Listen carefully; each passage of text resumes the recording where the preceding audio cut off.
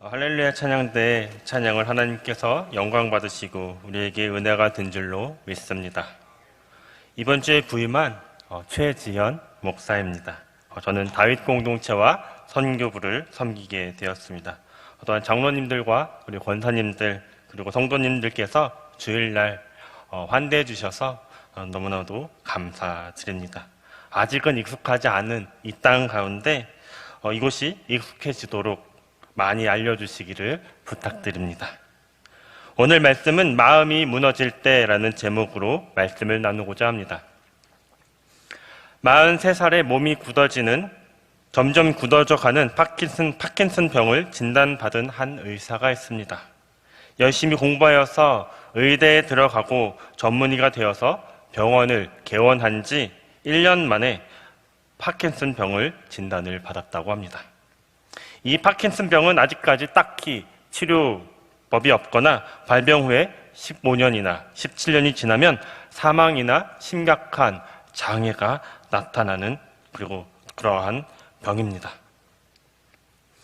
이러한 자신의 인생이 60세 전에 끝난다는 것을 알고 있었던 이 의사는 18살 때 바로 위에 언니가 교통사고로 세상을 떠난 후에 방황하며 내일이 오지 않았으면 좋겠다라는 생각을 한 적이 있었지만 어차피 살 거라면 잘 살아야겠다라고 결심한 뒤 누구보다도 더 열심히 살아왔답니다. 그런데 파킨슨 병이라는 병을 진단받았을 때 쇠망치로 뒤통수를 얻어맞은 것처럼 멍했다고 합니다. 그런데 왜 하필 나에게 이런 병이 찾아온 것일까? 내가 뭘 그렇게 잘못한 것일까? 시부모님을 모시고 살며 어렵게 2아이를 낳고 이제 막 내 뜻을 펼쳐보겠다라고 병원을 개업한 지 1년도 채 안 되었는데 왜 나에게 이러한 일이 생긴단 말인가? 큰아이가 중학생이고 둘째는 초등학생인데 그 아이들은 또 어떻게 하란 말인가 라는 생각을 하며 병원 문을 닫고 거의 한 달 동안 침대에 누워만 있었답니다. 왜 그런 병에 걸려야 했는지 이해할 수도 없었고 눈앞이 깜깜했고 현실을 받아들이기 매우 힘들었으며 세상에는 너무나도 원망스러웠다고 합니다. 그러는 사이 우울증은 더욱더 깊어져서 차라리 이대로 죽어버리는 것이 낫겠다라는 생각이 들었답니다. 이러한 상태를요, 사람들은 마음이 무너졌다라고 사람들은 이야기합니다. 감정적인 부담, 불안, 우울, 스트레스, 무력감, 절망감, 일상생활에 대한 흥미의 상실, 문제를 다루는 능력의 저하, 통제력 상실 등과 같은 정신적 고통을 앓게 되는 것이죠. 누구나 뜻하지 않는 이 어려운 일을 당하면 가장 먼저는 당황하고 마음이 무너지게 됩니다. 잘 살다가 어느 날 심각한 사고나 질병, 사업의 실패와 파산, 소중한 사람들과의 이별 등이 다가오면 대부분의 사람들은 마음이 무너져 내립니다. 믿었던 사람에게 배신을 당하였을 때, 사업에 실패했을 때, 시험에 낙방했을 때, 불치의 병을 진단받았을 때, 군에 간 아들이 불의의 사고를 당했을 때, 이럴 때 억장이 무너져 내리는 것이죠. 마음의 제방이 무너져 내립니다. 마치 홍수의 제방이 무너져서 집과 논과 밭이 잠기는 것처럼 마음이 무너지면 우리의 인생도 무너져 내리는 것입니다. 건강이 무너지면, 사업이 무너지면, 인간관계가 무너지면 동시에 마음도 무너져 내립니다. 마음은 한없이 약해지고 한 번 무너져 내리면 끝없이 도미노 형상처럼 무너지고 다시 쌓아 단단해져도 무너진 경험이 있기에 너무나도 쉽게 상처를 받아 다시 무너지기가 쉬워지는 것이죠. 마음의 활기를 잃어버리고 우울감과 무기력감이 찾아옵니다. 마음이 무너지면 우울감이 나타나고 에너지와 동기부여가 저하되고 일상적인 활동에 대한 흥미를 잃게 되고 무기력해지는 것이죠. 이런 불안과 고민이 더욱더 강화되며 생활의 여러 가지 측면에서 긴장감과 불안감을 경험할 수 있습니다. 즉, 마음이 무너지면 사회적으로 고립될 가능성이 높아지는 것이죠. 사회활동에 참여가 어려워지고 인간관계가 약화됩니다. 자아 존중감도 낮아지고 자신을 부정적으로 평가해 버리는 것이죠. 그리고 또한 현실에 대하여서 무관심하려 하고 도피하려고 합니다. 이렇게 마음이 무너질 때 우리는 어떻게 해야 마음을 일으킬 수 있을까요?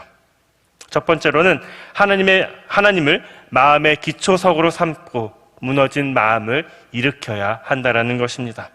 오늘 성경 말씀을 보면 어느 날 한 사건을 통하여서 마음이 무너진 세 사람이 등장하게 됩니다. 바울, 실라, 그리고 간수장이죠. 바울과 실라는 지금 어떠한 처지에 있습니까? 24절을 다 같이 한번 읽어보도록 하겠습니다. 시작.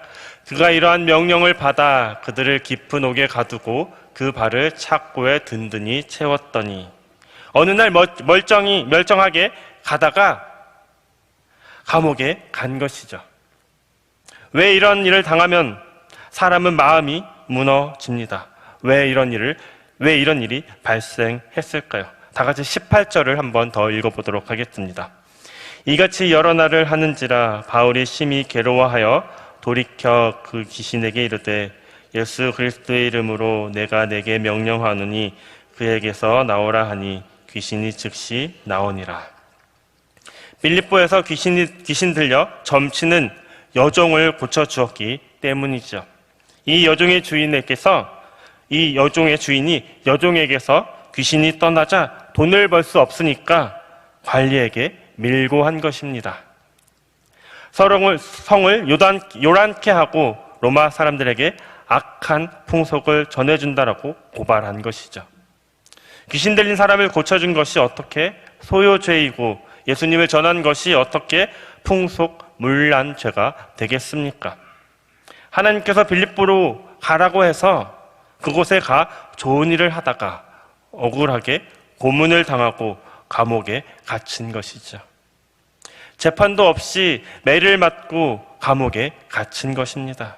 자신의 힘으로서는 어찌할 수 없는 불가항력적인 사건을 만나게 된 것이죠. 이럴 때 앞에서 소개한 의사처럼 마음이 무너져 내리는 것입니다. 그들이 처한 상황을 성경은 어떻게 설명하는지 24절을 같이 읽어보도록 하겠습니다. 다시 한번 읽어보도록 하겠습니다. 그가 이러한 명령을 받아 그들을 깊은 옥에 가두고 그 발을 착고에 든든히 채웠더니 오늘 말씀을 보면 깊은 옥에 가두었다라고 이야기합니다. 우리도 충분히 그럴 수 있는 것이죠. 지금 상황이 깊은 경제적인 옥, 깊은 질병의 옥, 깊은 인간관계 단절의 옥, 깊은 상처의 옥, 깊은 실망의 옥, 깊은 절망의 옥에 갇혀있는 분이 있습니까? 그 발은 든든히 착고에 채워졌다라고 말하고 있습니다. 경제의 손발이 다 묶여 있습니까? 질병으로 건강에 손발이 다 묶여 있습니까? 고난으로 마음의 손발이 다 묶여 있습니까? 깊은 상처로 감정의 손발이 다 묶여 있습니까? 죄악으로 말미암아 삶의 손발이 다 묶여 있습니까? 그러나 무너진 마음에서 일어날 방법이 있는 것이죠. 나 혼자 어찌할 수 없는 경우에는 전문가의 손길을 받아야 합니다. 우울증이 깊어져 죽음이 날마다 아른거린다면 전문가의 도움을 받아야 합니다. 질병으로 도저히 스스로 일어날 수 없다면 건강 전문가의 도움을 받아야 하는 것이죠. 물질 문제로 도저히 일어날 수 없다면 경제 전문가의 손길을 받아야 합니다. 자녀 교육 문제로 심각한 위기에 처하면 교육 전문가의 도움을 받아야 합니다. 무너진 마음을 일으키는 우리의 인생의 전문가 중에 전문가는 누구이십니까? 바울과 실라는 누구에게 도움을 받고 있습니까? 25절을 다 같이 읽어보도록 하겠습니다. 한밤중에 바울과 실라가 기도하고 하나님을 찬송하며 죄수들이 듣더라. 한밤중 절망의 끝에서 전문가 중에 전문가인 이 천지를 만들고 섭리하시는 하나님께 바울과 실라는 나아갑니다. 그리고 하나님께 기도하고 하나님께 찬양으로 영광 돌리는 것이죠. 우리가 마음이 무너질 때 첫 번째 답은요, 하나님께로부터 찾아야 하는 것이죠. 하나님께 나아가 기도하고 찬양해야 하는 것입니다. 멘탈이 무너질 때, 마음이 지옥이 될 때에 정확하게 조언해 줄 그 한 사람이 있느냐가 매우 중요한 것이죠. 우리에게는 좋으신, 참 좋으신, 전지전능하신 우리 하나님이 우리 안에 있습니다. 삶의 경험을 통해 공감하고 신뢰할 수 있는 우리 하나님이 있는 것이죠. 그때 어떠한 일이 일어납니까? 26절을 다 같이 읽어보도록 하겠습니다. 이에 갑자기 큰 지진이 나서 옥토가 움직이고 문이 곧 다 열리며 모든 사람의 메인 것이 다 벗겨진지라. 인간의 이성으로 이해하기 힘든 외부적인 기적이 일어납니다. 첫 번째로 갑자기 큰 지진이 나서 옥토가 움직이고, 두 번째로 옥문이 열리며, 세 번째 모든 죄수들의 쇠고랑이 벗겨지는 신비한 기적이 일어난 것이죠.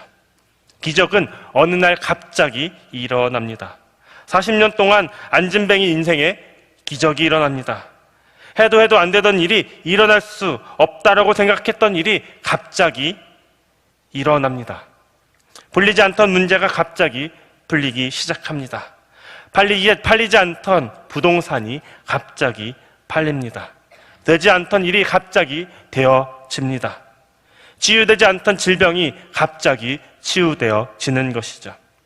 한나가 아이를 낳지 못하고 마음이 무너질 때에 하나님께 기도하니 사무엘을 낳게 되고, 그가 이스라엘의 암흑기에 기도하는 사람, 민족의 지도자가 되었던 것이죠. 히스기야가 중병에 걸려 죽을 위기에 처해 있을 때 기도하니 질병이 치유되었습니다.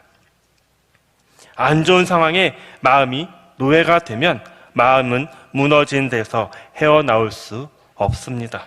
그때 우리의 마음에 기도를 들어주시는 우리 하나님께 두어야 하는 것이죠. 우리 찬양을 받으시는 우리 하나님께 우리의 마음을 두어야 합니다. 합력하여 선을 이루시는 우리 하나님께 소원을 가지고 기도하고 역사를 주관하시고 섭리하시는 하나님을 찬양해야 하는 것이죠. 바로 그때에 옥문은 열리는 것이죠. 메인 것이 벗겨지는 것입니다. 우리 성도님들에게도 기도하고 찬양할 때에 갑자기 경제의 옥문, 질병의 옥문, 관계의 옥문이 열리시기를 주님의 이름으로 축원드립니다. 죽음의 공포와 죄의 노예, 중독의 노예, 걱정과 근심의 노예, 나쁜 습관, 세상 욕심의 노예에서 벗겨지는 역사가 일어나기 바랍니다. 역대상 16장 9절에 보면요, 여호와의 눈은 온 땅을 두루 감찰하사 전심으로 자기에게 향하는 자들을 향하여 능력을 행하시니라고 이야기합니다. 아브라함이 99세가 되어 어떻게 100세의 아들을 낳겠느냐라고 마음이 무너져 있을 때 하나님은 창세기 18장 14절에서 여호와께 능하지 못한 일이 있겠느냐, 기한이 이를 때에 내가 내게로 돌아오리니 사라에게 아들이 있으리라라고 말씀하십니다. 하나님은 능치 못할 일이 없습니다. 마태복음 19장 26절에서 예수님이 말씀해주고 계시는 것이죠. 사람으로는 할 수 없으나 하나님으로서는 다 하실 수 있느니라. 하나님을 떠나 내 마음대로, 내 계획대로 다 될 것처럼 생각하며 하나님을 마음에서 추방시키고 살려는 사람들이 점점 늘어나고 있습니다. 하지만 그렇지 않은 것이죠. 결국 역사와 인생은 우리 하나님 손에 달려 있는 것입니다. 우리가 살았다 보면 살아볼수록 생사화복이 결국 하나님의 손에 있다라는 것을 고백할 수 없는 것이죠. 하나님을 너무 작게 보시지 마시기 바랍니다. 하나님을 너무 무시하지 마시기 바랍니다. 하나님을 우리의 인생에서 제외하지 마시기 바랍니다. 다윗은 장인 사울의 끝없는 추격 앞에 마음이 무너졌습니다. 시편에서 무너진 마음을 표현하고 있는데요. 또한 아들 압살롬이 왕위를 탐내어 반란을 일으켜 자신을 죽이려 했을 때 마음이 무너져 내렸습니다. 사무엘하 15장 30절에 보면 다윗이 감람산 길로 올라갈 때에 머리를 가리우고 맨발로 울며 행하고 있었다라고 기록하고 있습니다. 그러나 수많은 난관 앞에 무너진 마음을 하나님과 다윗은 함께 일으켰습니다. 그는 무너진 마음을 하나님과 함께 일으켜 살며 인생 말년에 다윗은 이렇게 고백하지요. 여호와여, 위대하심과 권능과 영광과 승리와 위엄이 다 주께 속하였사오니 전지에 있는 것이 다 주의 것이로소이다. 여호와여, 주권도 주께 속하였사오니 주는 높으사 만물의 머리이심이니이다. 부와 귀가 주께로부터 말미암고 또 주는 만물의 주제가 되사 손에 권세와 능력이 있사오니 모든 사람을 크게 하심과 강하게 하심이 주의 손에 있나이다 라고 말이죠. 이 고백이 우리 모든 광주제일교회 성도님들의 고백이 되시기 바랍니다. 하나님의 무너진 마음을 복원하는 마음의 기초석입니다. 그러므로 예수님은 무엇이든지 구하고 찾고 두드리라고 말씀하고 계십니다. 하나님이 함께 하시면 인간으로서는 할 수 없는 불가능이 가능하게 되는 역사가 일어납니다. 사도행전 4장 23절부터 31절에 보면 초대교회 성도들이 기도할 때에 모인 곳이 진동하는 기적이 일어났습니다. 역대하 20장 14절부터 23절에는 이스라엘 백성들이 노래와 찬송을 시작할 때에 이스라엘을 치러왔던 모압, 암몬, 세일 3개국 연합군을 하나님께서 전멸시켜버리는 기적이 일어났습니다. 이러한 기적은 오늘날 우리에게도 이루어질 줄 믿습니다. 우리가 이성으로 이해하기 힘든 일이 기도를 통하여서 이루어집니다. 마음이 무너지는 것은 인생의 태풍이나 지진처럼 뜻하지 않는 일을 당할 때 마음을 지탱해 줄 수 있는 견고한 기반이 없기 때문입니다. 하나님은 우리의 마음에서 추방시켜버리면 결정적으로 이 마음이 무너질 때 일어날 수 없는 것이죠. 그러나 하나님을 우리 마음에 모시고 살면 아무리 어떠한 어려움이 와도 마음이 무너지지 않고 일어날 수 있는 것이죠. 하나님께 나아가 기도하고 찬양하면 무너진 마음이 재건되고 삶의 기적이 일어나는 역사가 나타날 줄 믿습니다. 마음이 무너질수록 하나님께 나아가 기도하고 찬양하시기 바랍니다. 이러한 찬양이 있죠. 당신이 지쳐서 기도할 수 없고 눈물이 빗물처럼 흘러내릴 때 주님은 아시네 당신의 약함을 사랑으로 인도하시네. 누군가 널 위하여 누군가 기도하네. 내가 홀로 외로워서 마음이 무너질 때 누군가 널 위해 기도하네. 두 번째로는 말씀을 마음의 기둥으로 삼고 무너진 마음을 일으켜야 합니다. 오늘 성경에 보면 마음이 무너진 또 한 사람이 나옵니다. 바로 간수장이죠. 27절을 다 함께 같이 읽어보도록 하겠습니다. 간수가 자다가 깨어 옥문들이 열린 것을 보고 죄수들이 도망한 줄을 생각하고 칼을 빼어 자결하려 하거늘. 왜 이 간수장의 마음이 무너져서 극단적인 선택을 하려고 했습니까? 말씀에 나오는 동사를 한번 살펴보시기 바랍니다. 옥문이 열린 것을 보고, 오감각을 통하여서 객관적인 정보를 우리는 받아들입니다. 지진이 나고 폭풍이 몰아치고 사고가 나고 위기가 찾아오고 등과 같은 사건이 벌어지게 되는 것이죠.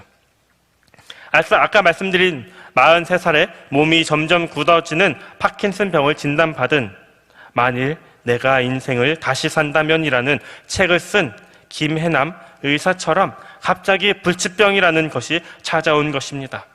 비참하게 죽을 것이라고 생각하니 마음이 무너지고 죽고자 하는 마음까지 생기는 것이죠. 그때 어떤 생각을 하느냐에 따라서 마음이 무너질 수도 있고 마음이 더 견고해질 수 있는 것입니다. 그때 이 간수는 무슨 생각을 하고 있습니까? 도망한 줄로 생각하는 것이죠. 그러면 부정적인 예측을 할 수밖에 없는 것입니다. 사실 미래는 어떻게 될지 답이 없습니다. 부정적인 예측이 모든 생각을 차단해 버리면 그것이 결국 전부라고 생각해 버리는 것이죠.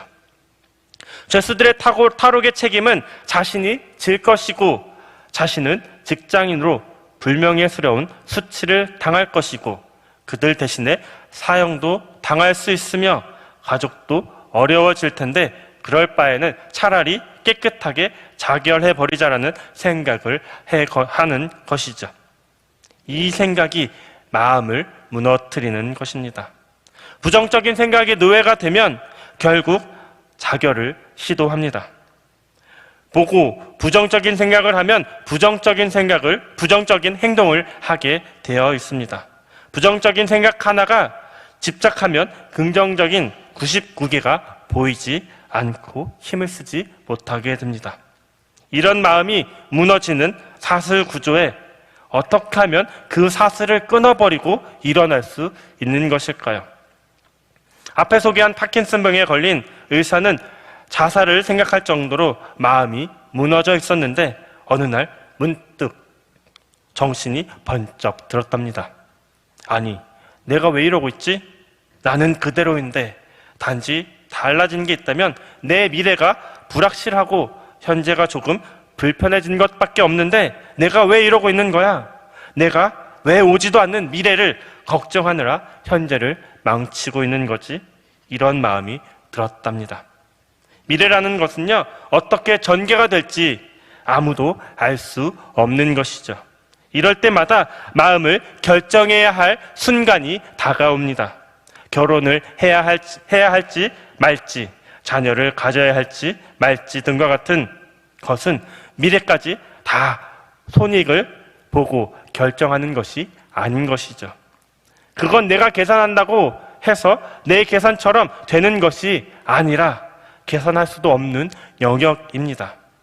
답이 없는 미래는 결국 자신의 신념 체계에 따라서 결정할 수밖에 없는 것이죠. 그런데 여기서 우리가 생각해 봐야 할 것은 그 신념이 무엇에 근거하느냐입니다. 우리는 이미 주어진 정보, 즉 그것들을 기반으로 예측하는 결단에 따라 우리의 신념이 이루어집니다. 파킨슨 병이라는 질병을 만났을 때 자신에게 주어진 정보를 기반으로 신념을 가지고 비참한 미래를 예측하며 행동하니까 무너진 마음을 일으키지 못하는 것이죠. 그런데 미래를 우리가 알 수 없기 때문에 누구에게나 동일하게 적용되는 답은 없습니다. 왜냐하면 같은 선택을 해도 누구에게는 효과가 없는 방법이 나에게는 효과가 있을 수 있고 나에게 효과 있는 것이 누군가에는 전혀 효과가 없는 방법일 수 있기 때문이죠. 이럴 때 부정과 긍정 하나를 선택해야 한다면 긍정적인 마음을 갖는 것입니다. 그 의사는 긍정적인 마음을 선택합니다. 자신의 노력 여하에 따라서 병의 진행 속도를 늦출 수 있을 것이라고 생각하고 다시 일어나 다시 병원에 나가 환자들을 진료하고 강의를 나가고 집안일을 하고 아이들을 보살피는 일상으로 돌아갔답니다. 그런데 놀라운 일이 벌어집니다. 도파민 작용제는 보통 치료 효과가 3년이 가는데 그는 약으로 12년을 버텼답니다. 그리고 그는 이렇게 이야기합니다. 살다 보면 예기치 않는 불행이 닥쳐올 때가 있다. 그것을 피할 수 있는 방법은 없다. 하지만 그 후에 시간을 어떻게 보낼지는 내가 어떻게 마음먹냐에 따라 달려 있다. 똑같은 12년이라도 그 결과가 확실히 다른 것처럼 말이다. 그것이 내가 2001년 2월에 파킨슨을 진단받고 깨달은 삶의 진실이다 라고 책에서는 이야기합니다. 22년차 파킨슨병 환자로 살지만 아이들을 결혼시켜 손자, 손녀를 보았고 10권의 책을 썼다고 합니다. 우리 신앙인에 있어서 무너진 마음을 일으키는 신념의 근거는 무엇입니까? 이 간수는 어떻게 무너진 마음을 일으켰는지 한번 살펴보시기 바랍니다. 27절을 다 같이 읽도록 하겠습니다. 바울이 크게 소리 질러 이르되 내 몸을 상하지 말라 우리가 다 여기 있노라 하니. 실제 바울과 실라가 도망간 것이 아니지요. 그런데 다 도망갔을 것이라고 추측하고 마음이 무너져 극단적인 선택을 하려고 한 것입니다. 바울은 그의 자결을 막습니다. 그리고 바울에게 내가 어떻게 하여야 구원을 받겠느냐라고 간수장은 질문하죠. 그때 바울은 어떻게 말합니까? 31절과 32절을 보면 이르되 주 예수를 믿으라 그리하면 너와 내 집이 구원을 받으리라 하고 주의 말씀을 그 사람과 그 집에 있는 모든 사람에게 전하더라. 그 말씀을 듣고 간수장은 어떻게 합니까? 바울과 실라를 맞은 자리를 씻어주고 자기와 그 온 가족이 세례를 받습니다. 말씀을 붙들은 것이죠. 말씀이 흔들리는 마음을 견고하게 세워주는 기둥이 된 것입니다. 그 말씀이 어떤 말씀입니까? 주 예수를 믿으라 그리하면 너와 내 집이 구원을 받으리라 라는 말씀이죠. 이 말씀이 당시 어떤 말씀인지 21절을 다 같이 한번 다시 읽어보도록 하겠습니다. 로마 사람인 우리가 받지도 못하고 행하지도 못할 풍속을 전한다 하거늘. 당시 문화에서는 도저히 받지도 못하고 행하지도 못할 풍속인 것이죠. 당시 가장 발달된 로마 문명 시대에 전혀 시대에 맞지 않는 말씀, 효과 없는 말씀, 유익 없는 말씀, 가정에 화평을 주지 못하는 말씀, 갈등과 번민만 주는 말씀이라는 것입니다. 사람들은 오늘과 같이 과학이 발달된 현대 사회에서는 하나님의 말씀이 더 이상 합당하지 않은 책이라고 주장하는 속임수, 곧 인기 있는 속임수에 쉽게 넘어가는 경향이 있습니다. 성경을 문자적으로 믿으면 순진한 신앙이라고 매도합니다. 이런 과학시대의 문자주의적 해석은 미신과 같다라고 이야기합니다. 이 간수장과 일가 친척들은 하나님의 말씀을 있는 그대로 하나님의 말씀으로 받아들였습니다. 어떠한 상황이 다가오면 우리 신앙인들은 하나님의 말씀이 무엇이라고 하는지 먼저 귀를 기울여야 합니다. 하나님의 말씀을 마음에 받아들이면 놀라운 능력이 나타납니다. 시편 19편 7절부터 10절을 보면 여호와의 율법은 완전하여 영혼을 소성시키며 여호와의 증거는 확실하여 우둔한 자를 지혜롭게 하며 여호와의 교훈은 정직하여 마음을 기쁘게 하고 여호와의 계명은 순결하여 눈을 밝게 하시도다. 여호와를 경외하는 도는 정결하여 영원까지 이르고 여호와의 법도 진실하여 다 의로우니 금 곧 많은 순금보다 더 사모할 것이며 꿀과 송이꿀보다 더 달도다라고 성경은 이야기합니다. 또한 히브리서 4장 12절을 보면 하나님의 말씀은 살아있고 활력이 있어 좌우에 날선 어떤 검보다 예리하여 혼과 영과 및 관절과 골수를 찔려 쪼개기까지 하며 또 마음의 생각과 뜻을 판단하니 라고 이야기합니다. 말씀을 들으면 무너진 마음이 치료가 되기 시작합니다.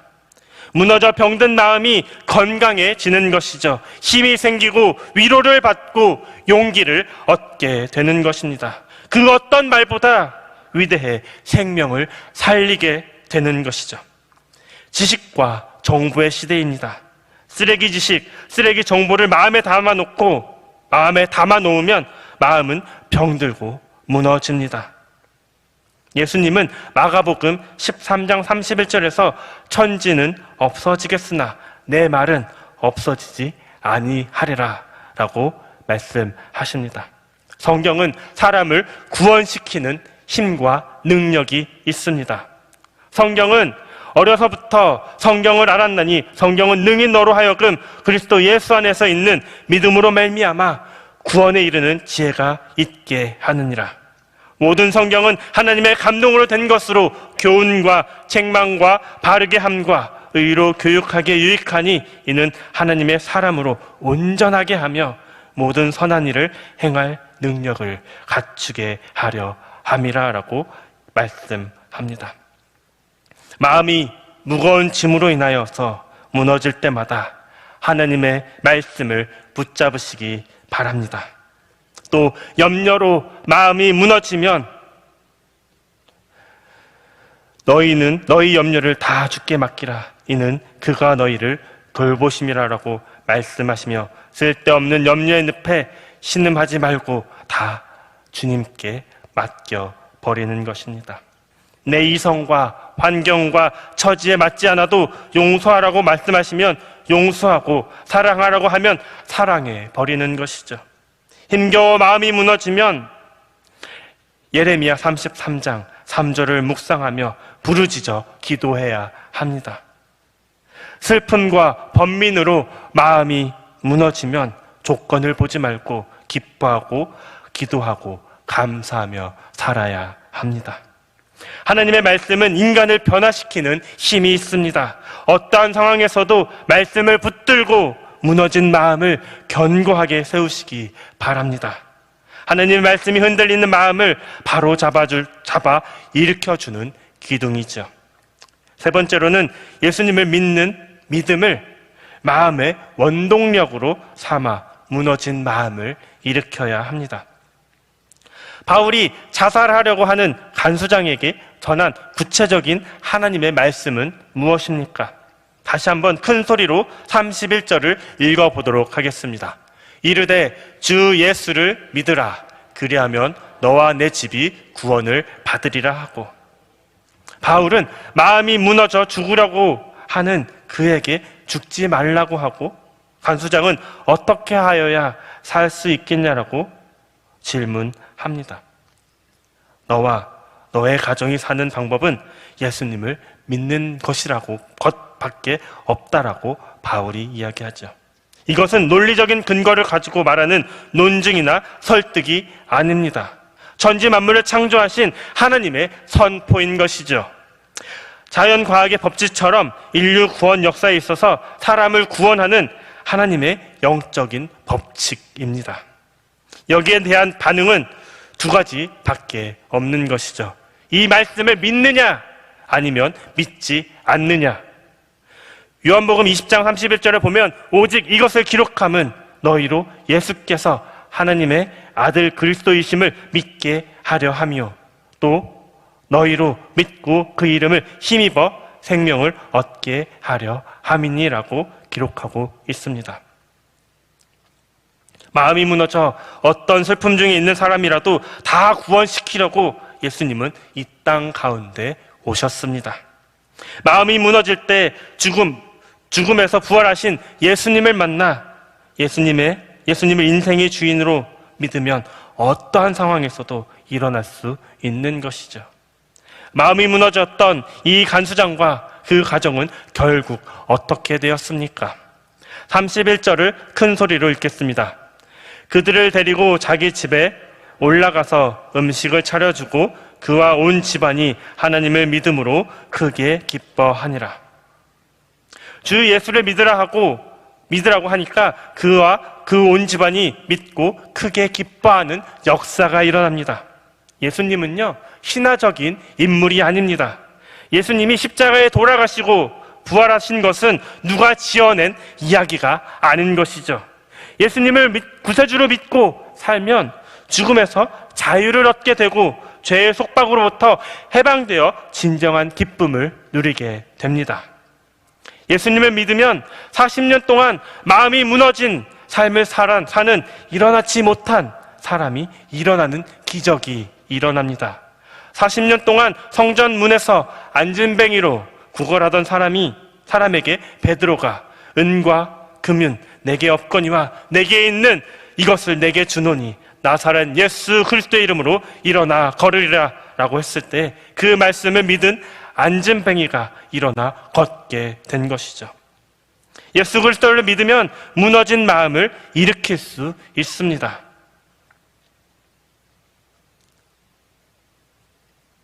마태복음 15장 28절을 보면 마음이 무너진 한 가나안 여인이 딸의 병을 고치기 위해서 예수님께 나아오는 장면을 우리는 볼 수 있습니다. 이때 예수님은 이렇게 여자에게 말씀합니다. 여자여, 내 믿음이 크도다. 내 소원대로 될지어다라고 말이죠. 예수님께서 십자가에 돌아가시자 마음이 무너진 도마에게 예수님은 이렇게 말씀하십니다. 도마야, 내 손을 들어서 내 옆구리 상처를 확인해 보아라. 그리고 믿음 없는 자가 되지 말고 믿는 자가 되어라고 말씀하시죠. 마음이 무너졌을 때에 예수님을 간절히 찾고 구하고 믿으시기 바랍니다. 그러면 그 믿음으로 말미암아 충분히 얼마든지 일어날 수 있습니다. 그런데 사탄은 우리에게서 이 믿음을 빼앗아 가려고 합니다. 우리가 이 믿음을 굳건하게 붙잡고 살아갈 수 있는 저와 여러분들이 되시기 바랍니다. 올 한 해에는 그리고 신년 새벽 기도회를 통하여서 무너져 내리는 우리의 마음이 다시금 말씀과 기도로 세워지고 기도의 응답과 하나님의 인도를 받는 저와 여러분들이 되시기를 주님의 이름으로 간절히 축원드립니다.